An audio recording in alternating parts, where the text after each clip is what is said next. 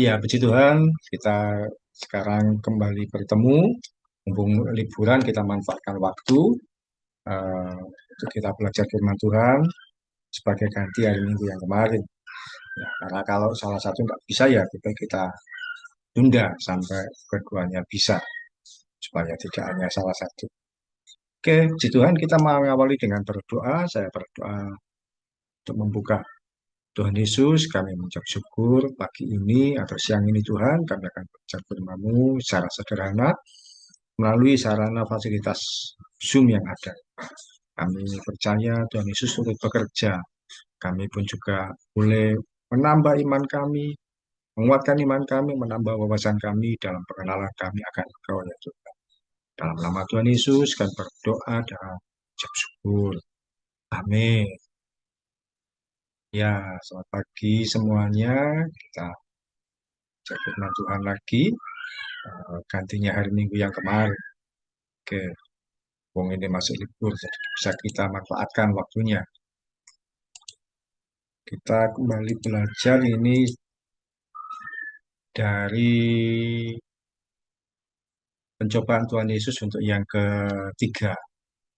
Ya, saya beri judul Sembala Tuhan Allahmu. Ayatnya di Matius 4 ayat 8 sampai 10. Firman Tuhan, dan iblis membawanya pula ke atas gunung yang sangat tinggi dan memperlihatkan kepadanya semua kerajaan dunia dengan kemegahannya dan berkata kepadanya, semua itu akan kuberikan kepadamu jika engkau sujud menyembah aku. Maka berkatalah Yesus kepadanya, enyalah iblis, sebab ada tertulis, engkau harus menyembah Tuhan Allahmu, dan hanya kepada Dia sajalah kau berbakti. Ya, untuk ini adalah pencobaan Tuhan Yesus yang ketiga. Kita sudah belajar yang pertama, batu dijadikan roti. Kemudian yang kedua, eh, Tuhan Yesus diminta untuk menjatuhkan diri dari atap bait suci. Dan yang sekarang ini, yang ketiga, eh, Tuhan Yesus ditunjukkan, dibawa ke gunung yang tinggi dan ditunjukkan kerajaan dunia oleh iblis dan segala kemegahannya. Ya, apa artinya? Ya, yang pertama, Tuhan Yesus dicobai oleh iblis sebanyak 3 kali. Mengapa 3 kali? Angka 3 itu kalau di Alkitab termasuk angka yang istimewa, selain angka 7. Di dalamnya kita mengetahui ada Tuhan Yesus mati dan dibangkitkan pada hari yang ketiga. Murid-murid Yesus yang terutama ada 3 orang. Tahu Nelva, siapa murid Tuhan Yesus yang terutama, yang sangat dekat? 3 orang, itu siapa saja? eh Siapa ya? Ayo, Yohanes. berkali-kali disebut kalau di Alkitab itu. Iya, Yohanes salah satunya. Niko tahu siapa 3 murid Yesus yang terutama? Nggak tahu Pak. Ya, yaitu ada Petrus, Yakobus, dan Yohanes. Petrus, Yohanes, dan Yakobus. Kalau Yohanes dan Yakobus mereka bersaudara. Dan kalau ada kesempatan apapun, mesti Tuhan Yesus ngajak mereka bertiga. Dan juga angka 3 dikenal dengan eh, ada istilah Tritunggal. Tuhan dengan 3 peranan. Tritunggal. Dan ada banyak lagi angka 3 yang ada di Alkitab. Jadi angka 3 termasuk angka yang istimewa. 3 kali Tuhan Yesus dicobai selalu mengalami kemenangan. Karena apa? Tuhan Yesus melawannya dengan firman Tuhan. Mari kita belajar apa makna atau pencobaan yang ketiga ini bagi hidup kita. Yang pertama, iblis itu menawarkan daya tarik dunia. Iblis menawarkan daya tarik dunia. Kita tolong dibaca Nelva 1 Yohanes 2 ayat 15 sampai 16. Janganlah kamu mengasihi dunia dan apa yang ada di dalamnya. Jikalau orang mengasihi dunia, maka kasih akan Bapa tidak ada di dalam orang itu. Sebab semua yang ada di dalam dunia, yaitu keinginan daging dan keinginan mata serta keangkuhan hidup, bukanlah berasal dari Bapa, melainkan dari dunia. Iya, jadi Pada pencobaan ketiga ini, iblis membawa Tuhan Yesus ke atas gunung yang sangat tinggi. Hal ini berbicara apa? Gunung yang tinggi berbicara mengenai kedudukan, pangkat, harta, dan segala daya tarik dunia. Memang Tuhan tadi mengingatkan jangan mencintai dunia. Dalam kehidupan ini bisa jadi kita menghadapi godaan dari iblis. Ya mungkin sekarang kalian tidak terlalu merasakan karena masih sekolah. Tapi satu kali ketika bekerja, godaan itu berupa jabatan yang tinggi, kedudukan yang terhormat, dan bahkan fasilitas yang mewah. Tapi itu tidak diberikan dengan gratis. Seringkali ditawarkan dengan apa? Harus menukar iman kita pada Tuhan Yesus. Tidak jarang ada orang-orang yang meraih kedudukan atau popularitas, tapi harus mempertaruhkan imannya pada Tuhan. Kamu saya beri kedudukan ini, jabatan ini jadi direktur misalkan, tapi kamu harus meninggalkan imanmu. Dan itu seringkali terjadi ada di lingkungan pekerjaan, di perusahaan, dan sebagainya. Nah, itu benar-benar situasi yang nyata, dan orang akhirnya terjepit daripada tidak bisa bekerja. Ya sudahlah, nggak usah jadi orang Kristen, tapi punya kedudukan yang tinggi. Itu seringkali terjadi. Iblis pun seringkali menawarkan kekayaan, tapi apa? Kita dibuat sibuk dan tidak ada waktu untuk mengenal Tuhan dengan baik.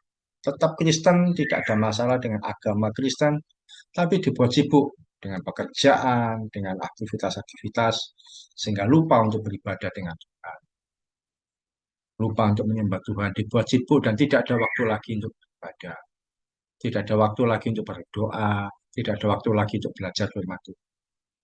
Dan itu yang membuat apa? Iblis menawarkan daya tarik dunia, kemudian kita jatuh di dalam. Firman Tuhan sudah memperingatkan yang dibaca tadi oleh Nerva supaya tidak mengasihi dunia ini. Jangan terlena dengan kemewahan dan segala yang dunia tawarkan. Ada orang-orang yang sampai mengorbankan anaknya, keluarganya, dan temannya untuk mendapatkan kekayaan dan kedudukan yang tinggi. Nah, itu biasanya dicari oleh orang-orang yang nekat sampai ke gunung-gunung. Eh, Mereka istilahnya itu tumbal, ada ditumbalkan. Anaknya jadi sakit terus mati. Tahun depan istrinya, tahun berikutnya lagi saudaranya, dan sebagainya. Di Untuk poin pertama ini, iblis menawarkan daya tarik dunia, tapi tidak gratis. Yang pertama, kita bisa menukarkan dengan iman kita. Yang kedua, dibuat sibuk. Atau juga ada orang-orang yang akhirnya dengan mengorbankan apa yang ada padanya. Ada banyak artis atau pejabat yang meninggalkan iman demi kedudukan dan popularitas. Kalau artis banyak sekali. Nelva pernah mengikuti tidak? Ada artis yang meninggalkan iman demi jabatan, demi kepopularitasnya.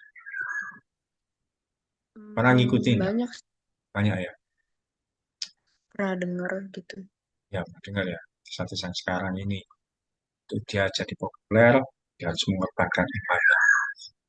Kalau yang saya ketahui di pejabat pemerintahan ada orang-orang yang awalnya mengikuti Tuhan Yesus, tapi kemudian dia tinggalkan imannya ya untuk uh, mencari kedudukan yang lebih tinggi. Bahkan eh, mohon maaf ya, ini justru sudah bukan rahasia umum lagi, soalnya sudah terjadi. Nah, istrinya Pak Gibran itu kan juga sebenarnya anak Tuhan. Tapi karena yang dia menikah dengan seorang yang populer, yang pejabat, seorang yang terkenal, anak presiden, itu jadi menantunya anak presiden, gak apa-apa, ditinggal, nggak lagi ikut Tuhan Yesus. Yang Pak Gibran tahu ya, yang sekarang jadi jadi wakil presiden terpilih. Sudah bukan lagi calon, tapi wakil presiden terpilih. Belum dilantik. Sekarang jadi wali kota Solo. Itu kan istrinya anak Tuhan. Dia meninggalkan iman. Dan banyak contoh-contoh seperti itu.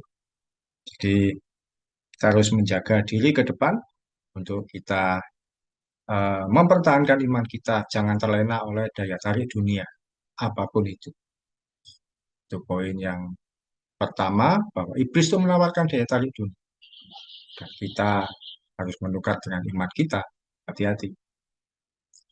Kemudian poin yang kedua, apa makna pencobaan yang ketiga? Yaitu bahwa segala sesuatu asalnya dari Tuhan. Tak tolong Niko baca 1 Samuel 2 ayat 7 sampai 8. Kapan cek sedikit? 1 Samuel 2 ayat 7 sampai 8.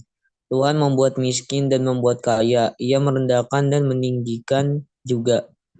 Ia menegakkan orang yang hina dari dalam debu dan mengangkat orang yang miskin dari lumpur. Untuk mendudukan dia bersama-sama dengan para bangsawan dan membuat dia memiliki kursi kehormatan. Sebab Tuhan mempunyai alas bumi dan di atasnya ia menaruh daratan. Iya, di sini dikatakan oleh firman Tuhan, Tuhan itu yang membuat kaya. Iblis menawarkan kerajaan dunia dengan kemegahannya, seakan-akan dia yang punya. Padahal segala sesuatunya itu, kalau Tuhan tidak mempercayakan, ya kita pun tidak akan menikmatinya. Firman Tuhan sudah jelas menuliskan eh,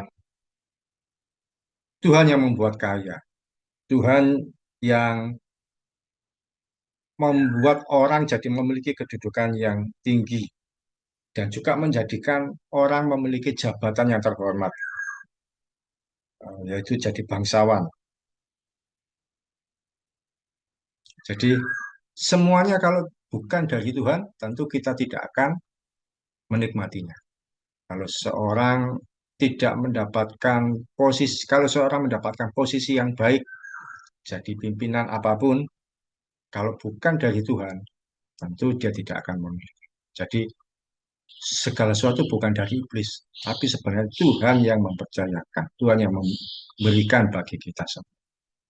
Misalkan kita diberikan kepercayaan oleh Tuhan untuk memiliki kekayaan, yaitu juga sebenarnya Tuhan yang mempercayakan, Tuhan yang memberikan. Kalau kita menyadari bahwa yang kita miliki ini dari Tuhan, kita nggak akan sombong, nggak akan angkuh, atau bahkan tidak akan sulit untuk melepaskan. Mengapa? Sebab semuanya itu Tuhan yang memberikan. Hanya titipan. Nah, kalau semua titipan, tentu kalau Tuhan yang meminta kembali, kita dengan rela akan memberikan. Karena semua adalah titipan dari Tuhan. Kalau seseorang menjabat sebagai pejabat paling tinggi sekalipun, itu cuma titipan dari Tuhan. Tidak boleh dipertahankan dengan mati-matian. Kalian jadi sekarang di SMA sekalipun itu juga kepercayaan dari Tuhan. Kalau bukan dari Tuhan ya tidak bisa. Nah, kalau itu titipan, Tuhan yang meminta, ya tentu kita akan dengan rela memberikan. Apa tandanya bahwa titipan? Bahwa kita ini kalau lahir nggak bawa apa-apa, mati pun juga nggak bawa apa-apa. Coba dibaca gantian Nelva, 1 Timotius 6 ayat 7. Sebentar, Pak. 1 Timotius. 1 Timotius 6 ayat 7. 1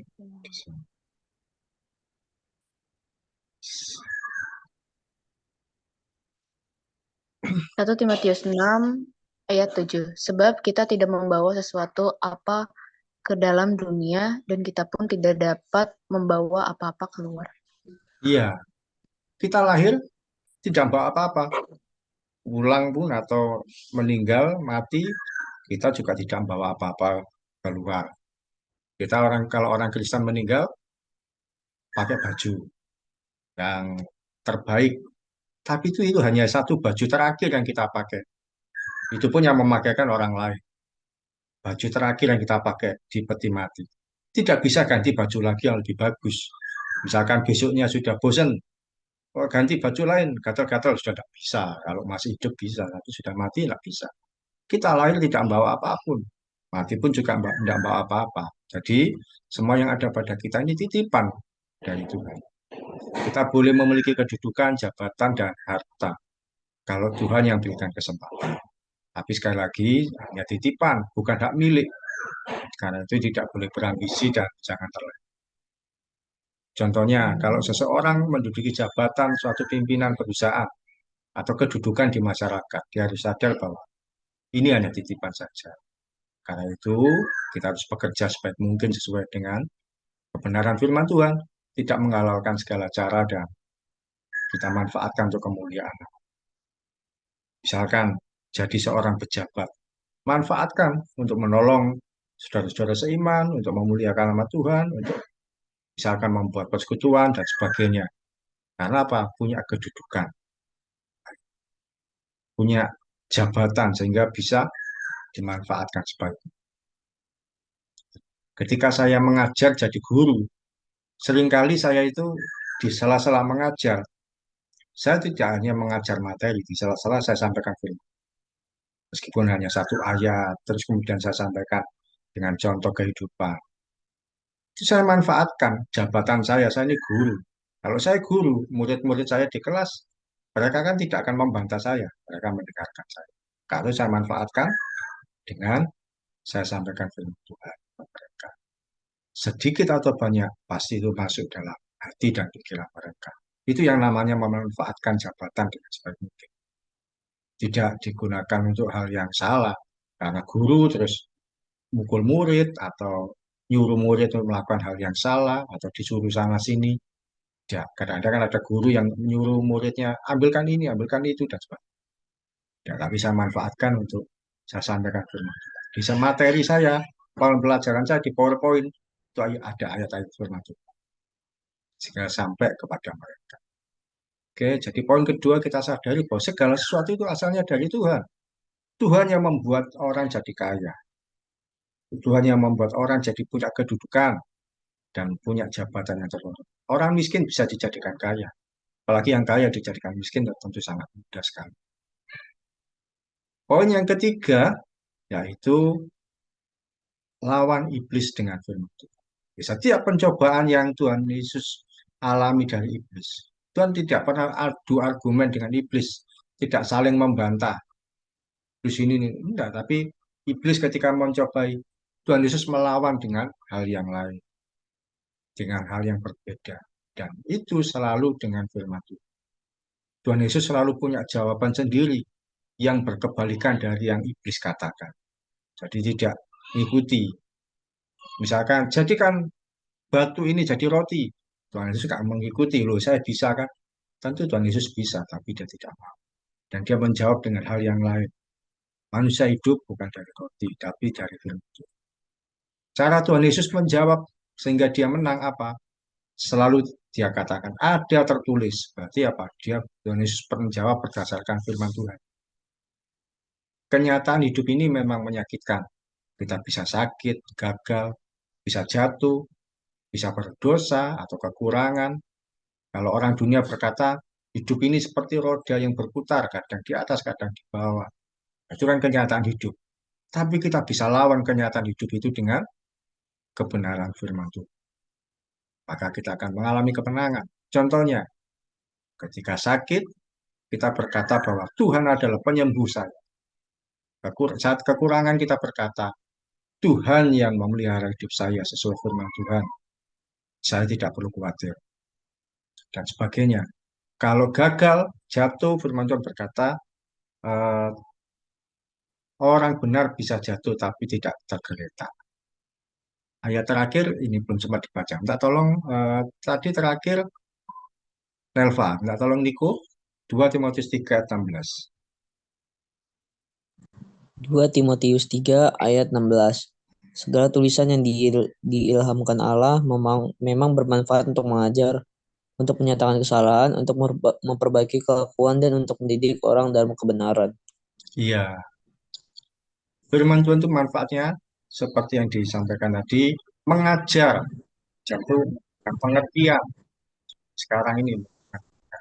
Menyatakan kesalahan ketika baca firman Tuhan. Oh ya, ternyata yang saya lakukan selama ini salah, tahu ada dosa. Kita pernah belajar 10 hukum Taurat, jangan mencuri. Oh, ternyata mencuri itu salah. Memperbaiki kelakuan, tidak hanya dinyatakan bersalah, tapi juga ada perbaikan. Dan mendidik orang dalam kebenaran. Tuhan ada 4 manfaat. Mengajar, menyatakan kesalahan, memperbaiki kelakuan, dan di orang dalam kebenaran. Orang yang hidup dalam kebenaran firman Tuhan pasti akan mengalami keberhasilan dan kekuatan dalam jalan hidup. Sebab dia mengikuti jalur yang Tuhan sediakan. Sama seperti kalau kereta api berjalan di rel, selama dia jalan di rel, dia aman. Demikian juga kalau kita naik motor, naik kendaraan, selama mengikuti rambu-rambu lalu lintas, kita aman. waktunya merah ya berhenti, jangan diteruskan. Seperti itu. Mengapa orang gagal? Karena menerobos apa yang seharusnya dia tidak lakukan. Demikian juga firman Tuhan, kita ikuti kebenaran firman Tuhan yang diajarkan. Oke, itu sharing kita atau pembelajaran kita hari ini mengenai pencobaan ketiga, yaitu iblis membawa Tuhan Yesus ke atas gunung yang berbicara mengenai kedudukan atau daya tarik itu. Sekarang sharing kita adalah, pernah nggak Niko dan Nelva itu kalian mengalami memiliki kedudukan yang tinggi, misalkan jadi pemimpin di gereja mungkin atau di sekolah dalam hal apa, misalkan menjadi wali kelas, ketua kelompok atau apapun, atau bahkan kalau saya dulu ketika di sekolah pernah jadi pengurus OSIS, itu kan jadi pemimpin. Dan apa kesulitannya kalian? Nelva dulu bisa cerita, pernah mungkin waktu SMP atau SD atau SMA atau di gereja. Kalau di kalau di sekolah sih Nafa belum pernah jadi terlibat dalam kepengurusan jabatan kayak gitu karena emang Nafa yang nggak mau. Tapi kalau di gereja sekarang lagi jabat sebagai seksi rohani di mana dalam setiap kegiatan rohani itu Nafa yang handle kayak dari mulai eh, jadwal setiap pelayanan di hari Sabtu gitu. Itu sudah berapa lama?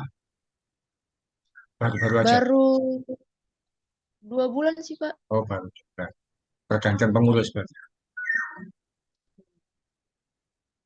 Ada kesulitan yang dialami.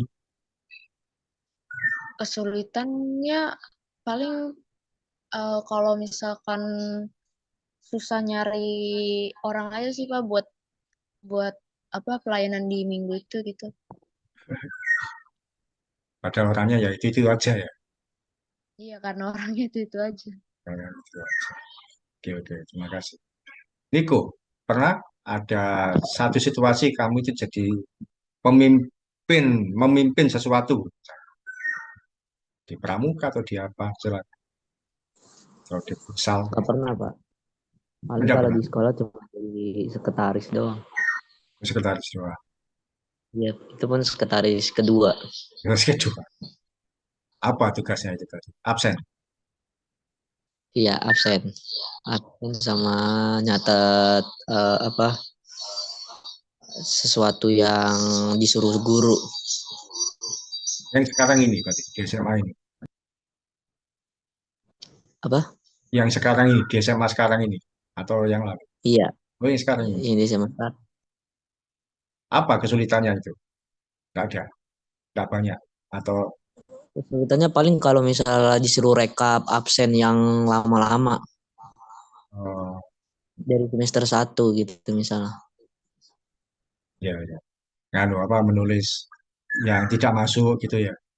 Berapa anak, berapa hari. Kan tuh udah lama banget, udah lupa. Ya. Ya, dalam situasi hidup kalian di masa-masa muda ini tentunya akan ada banyak situasi kalian akan mau tidak mau diajar atau berlatih jadi pemimpin. Satu kali memimpin kelompok atau tugas atau apapun hal yang kecil, dan ketika terlatih kalian akan menjadi pemimpin yang berbakat di usia-usia kalian yang kerja.